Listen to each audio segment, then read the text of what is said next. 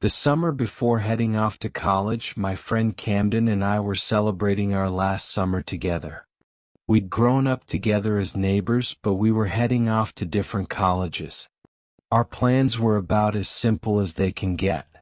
There was a blank space in our calendars, a decent sum on our bank accounts, and a gassed-up car. That's it. That first week was insane. Camden had to balance constant calls from his mom with being an absolute beast. He'd be doing cranberry vodka shots one second and calmly describe his breakfast in perfect detail the next.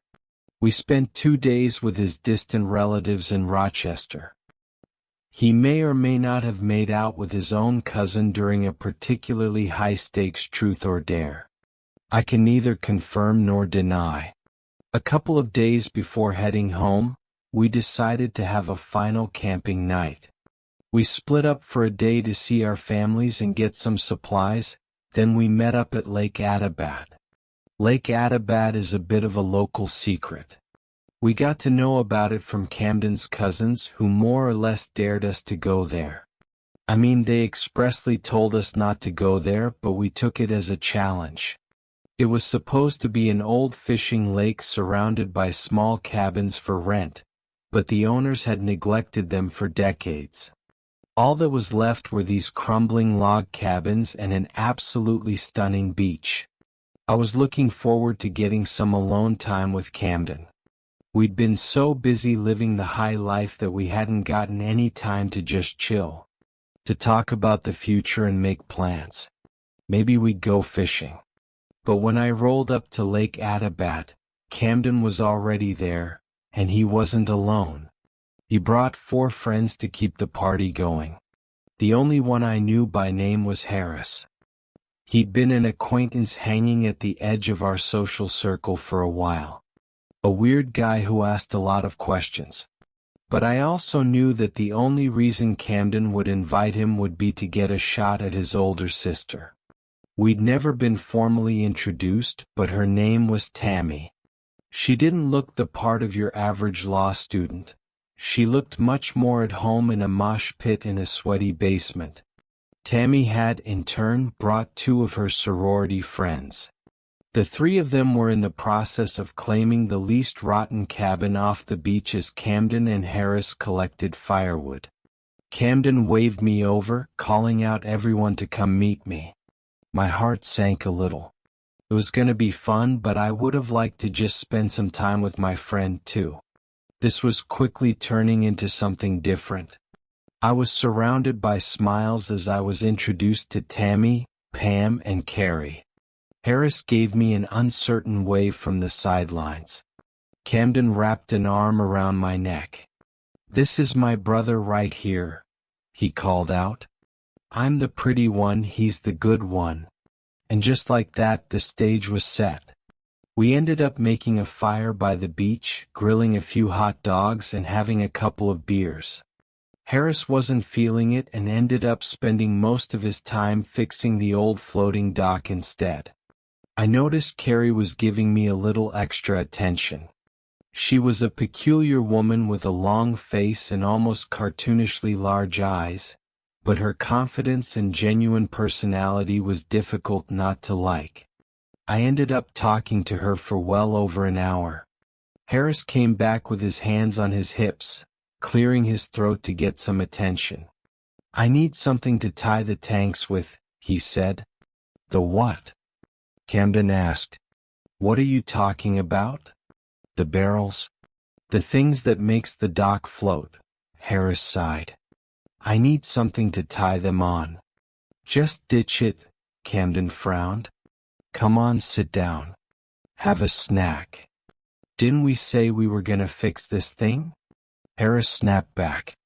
"Or was that just something you said to keep me busy?" It got awfully quiet. I looked around and pointed to one of the old cabins. "I think I saw a garden hose out back," I said. "You can use that. Won't rot." Harris gave his sister and Camden a long look. He shook his head, thanking me under his breath. To Harris's credit, he managed to fix that floating dock. It was big enough for all 6 of us as long as we stood up. If someone was gonna sunbathe on it, we might fit 3 if we crowded a bit. The thing was surprisingly solid. Harris definitely knew a couple of sailors' knots to keep the supports in place. Harris and his sister were polar opposites. While Harris kept to himself, Tammy was taking bikini selfies next to the no diving sign. Pam was off talking to her parents on her phone, while Carrie and I was sitting beachside, dipping our feet in the warm water. The sun was setting in about an hour or so, covering the lake in a golden glow. It was gonna be a great night, I could tell. We all went out on the floating dock, Tammy and Camden sitting side by side at the edge, kicking us out into the lake. We were cheering, teasing, laughing, all the things you're supposed to do when you're young and curious. We went out on the middle of the lake. Everyone but Harris dove in headfirst, ignoring the abandoned, no diving sign. The lake was colder than expected, and I wasn't the only one to shiver a little. That didn't stop us though. Within seconds I saw a bikini top being tossed around like a ball, and there were smiles every which way I turned. Well, except for Harris.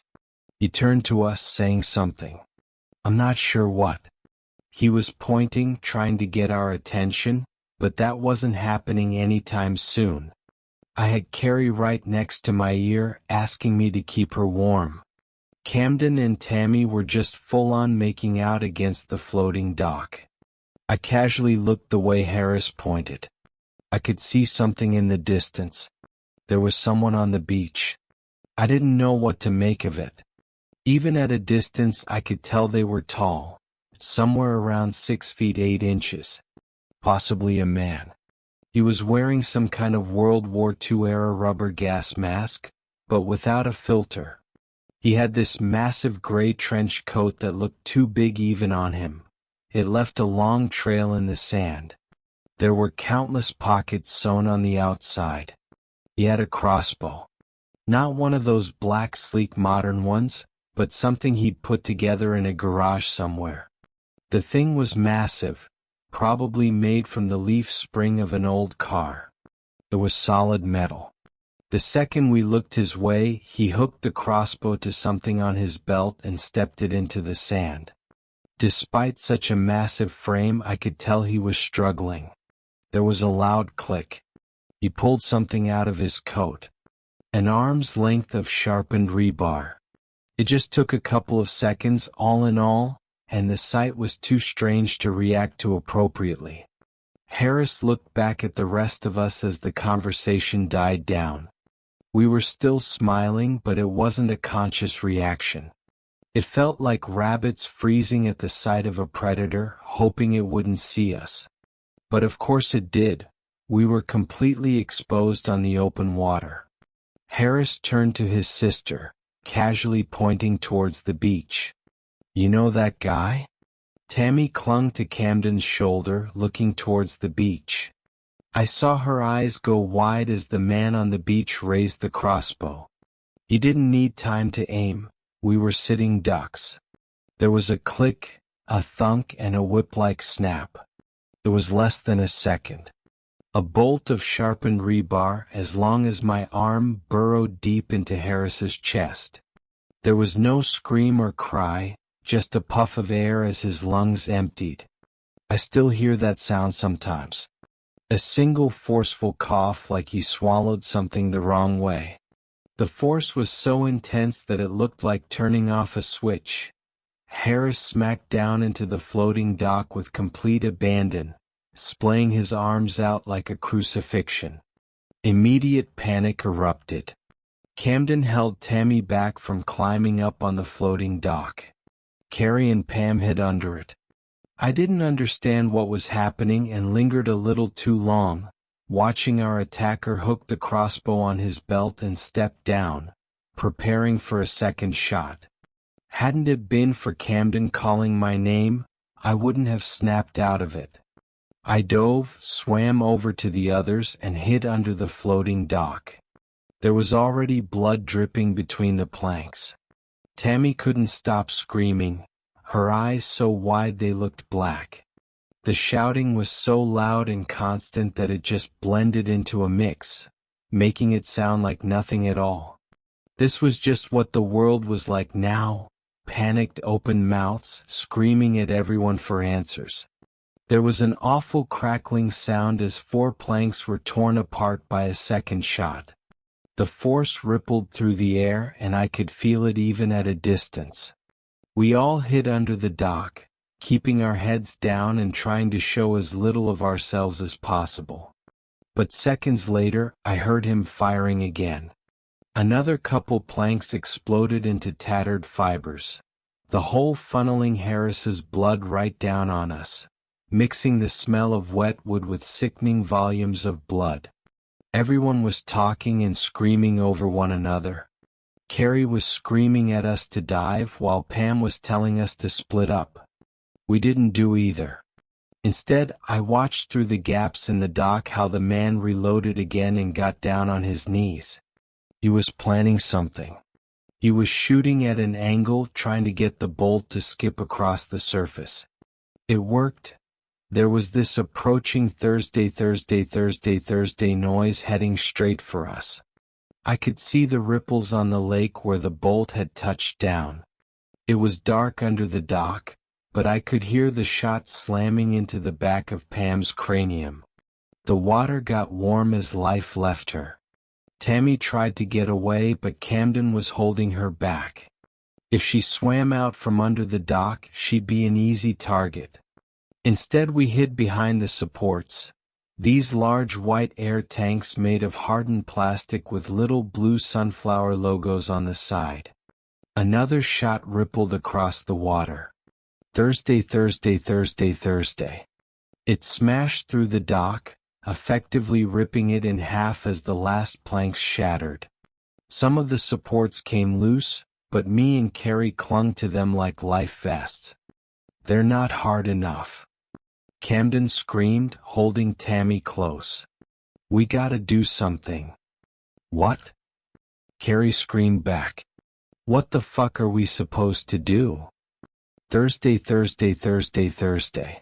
Another shot. This one crashed into the side of the support I was holding onto, ripping it out of my arms. It snapped my shoulder so bad that I got a bruise. It was such massive force, like a battering ram. I was fine but left exposed. I got a clear view of him hooking the crossbow to his belt again and stepping down on the crossbow, already preparing another bolt from his jacket. I waved at Camden, showing I was okay, then I dove. The support I'd been hiding behind was intact but had drifted off about 10 feet. I could make it. Diving down, the water was surprisingly clear. I could almost see all the way to the bottom. There was more debris than I anticipated, things blown out from the beach and claimed by the lake. A ruined rowboat, an old tarp, the remains of a parasol. The screaming was just a faint murmur. I saw their feet kicking wildly. Looking over at Carrie, her feet had stopped kicking and the water was turning red. The screams got louder, but not from her. I came up behind the white air tank I'd been clinging to. Tammy wasn't even making sense at this point. It was just an animalistic screeching. Camden looked like a fish out of water, his mouth wide open. The floating dock was broken in two, but the pieces were still held up by the remaining supports. It was a little easier to hide behind, but it was just a matter of time before this whole thing would sink. I dove down again. At first it was to get away from a potential shot, but I had an idea. I swam down and grabbed the tarp and the old parasol.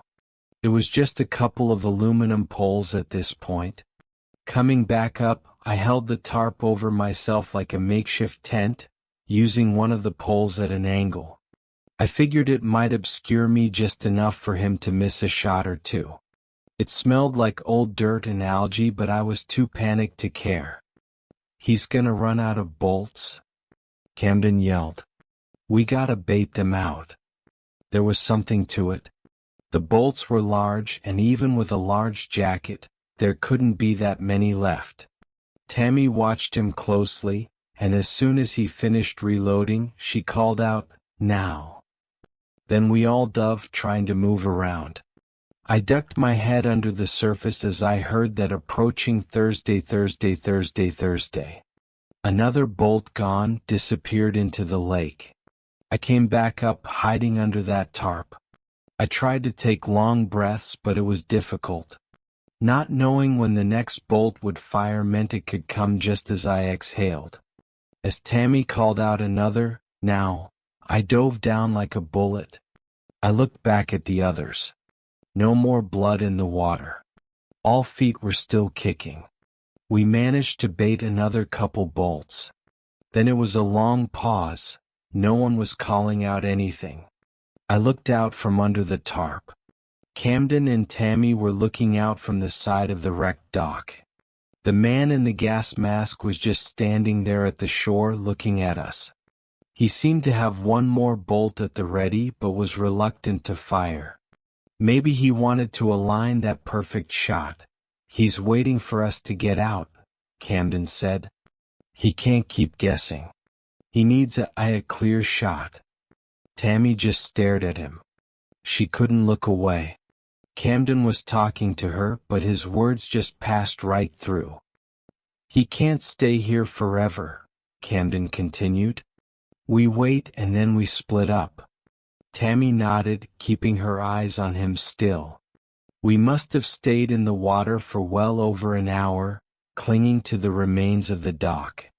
The sun was setting, quickly making the water inhospitable. We were shivering and our lips turned blue.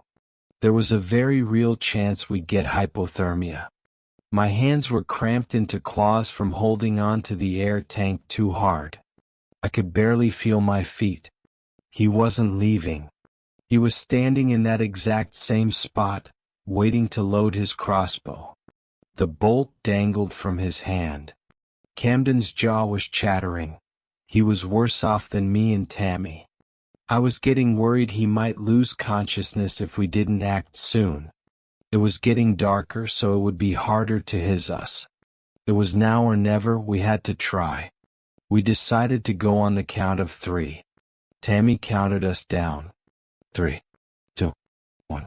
We all got out of cover. Tammy called out, "Now," and I dove. The final bolt sailed right past us. Thursday. We were in the clear. I popped my head up to see the others heading straight for the shore. The man was just standing there trying to figure out his next move. We were halfway to the shore when I saw him put his hand down his other jacket pocket. He pulled out another bolt. Was a trick. He'd faked running out. Camden called on us to scatter. Tammy told us to keep going for the shore. I begged them to get to cover. Our voices intermingled into a yelling mess as I saw him step down on the crossbow and load another bolt. He took aim at us. "Now," Tammy called out. "Fucking now." We all dove, but we were out of breath. A couple of seconds passed, and as I broke through the surface, I heard that familiar thumping. Thursday. Except now, it connected to something with a sickening crunch. I hid behind one of the air tanks and I could see someone else do the same in the distance. I couldn't see who it was. The lake got eerily quiet, leaving only the echo of bird song. I was colder than I thought. I hadn't noticed my teeth chattering. I clung to the side of that air tank, letting my legs rest. I had to break the silence. "Camden?" I called out. "Yeah," he responded.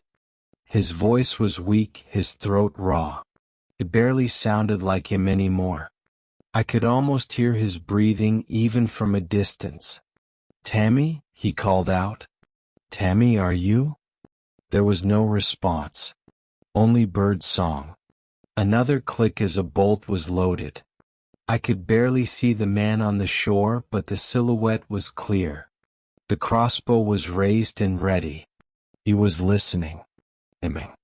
He might have had more bolts than we'd anticipated, but he was making them count. I slowly paddled back towards the tarp I'd dragged up, wrapping it over the air tank.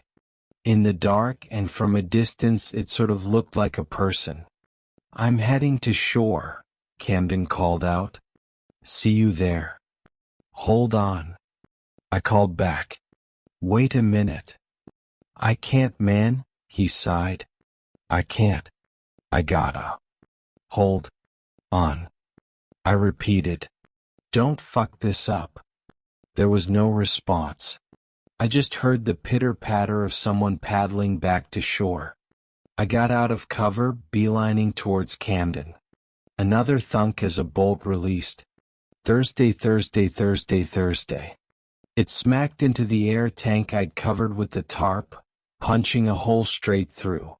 Camden called out my name, but I didn't respond. I figured if the attacker thought he'd gotten me, maybe he would stop firing.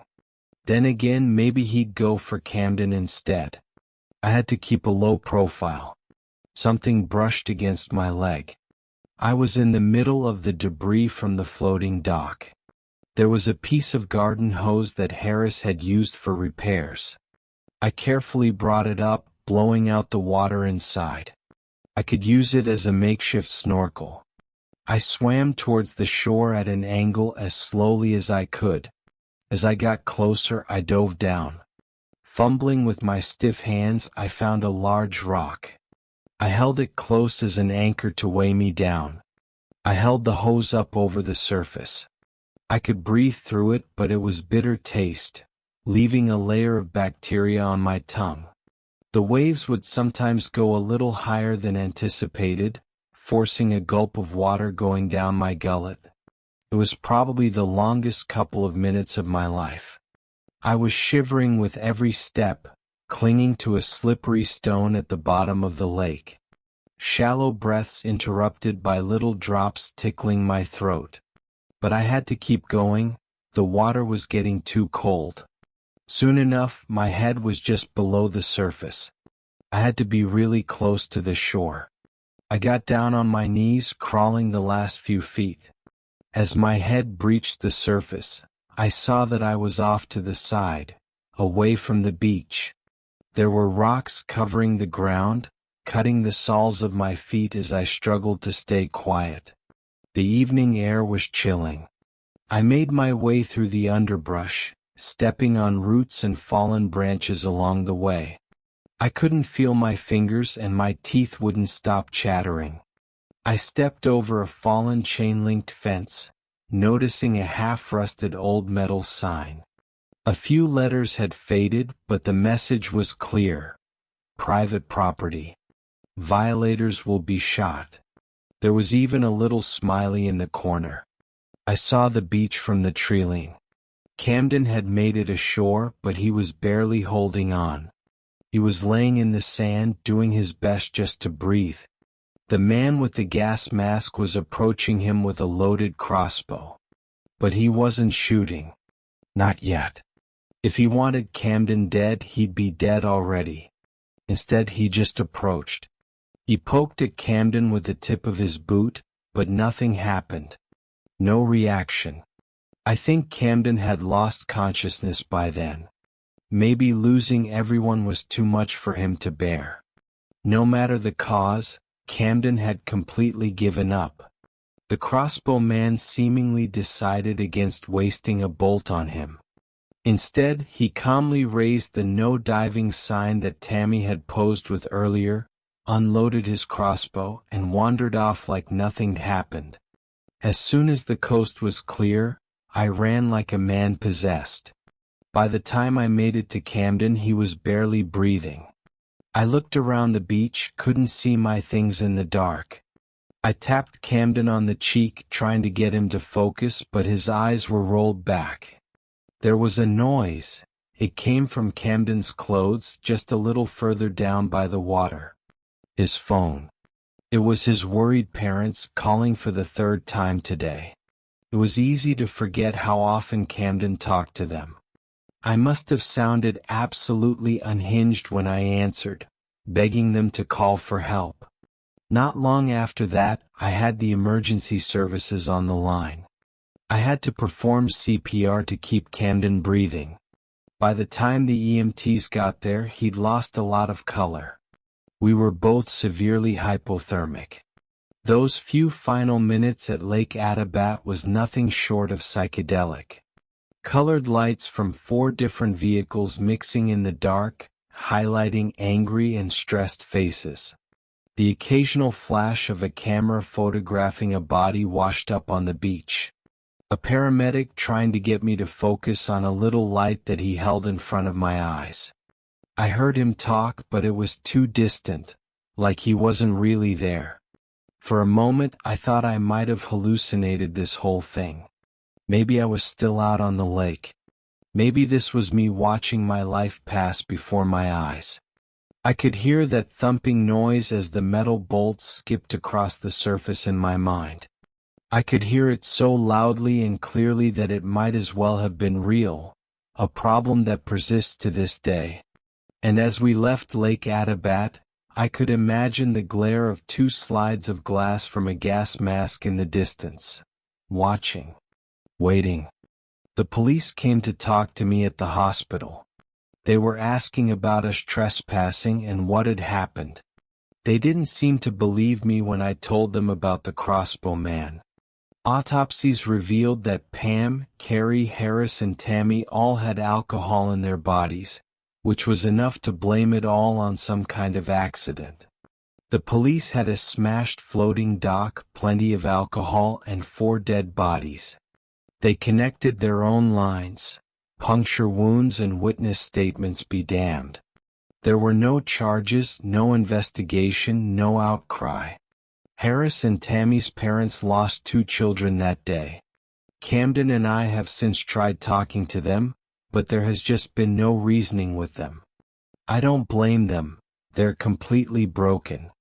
Camden and I have been back there a couple of times, putting up signs of our own, warning passers-by of a murderer.